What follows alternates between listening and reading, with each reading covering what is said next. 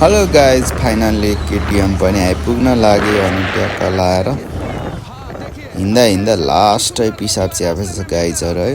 यहाँनिर रोकेर ड्याङ्ग चट्ट लाएर अब हेर्नु सक्नुहुन्छ तपाईँहरू। अब यहाँनिर चाहिँ अब पहिला पुरै बालसाला थुपारेको छ, कसले बाला थुपार्यो पहिला त पुरै चिल ठाउँ थियो। चट्ट रोकेर अब एक तुरी मुद्दिने हो अनि फ्रेसमा अनि हिँडिदिने गाइजहरू।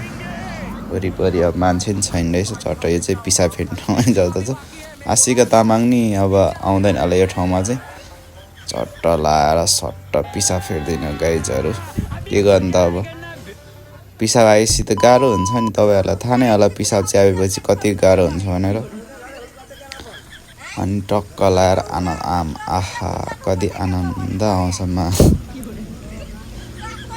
जिन्दगीमा साला पिसाब जाम भयो भने त मर्छ होला हौ मान्छे। सट्ट लाएर पिसाब फेरिन्छ अनि टक्क गइन्छ।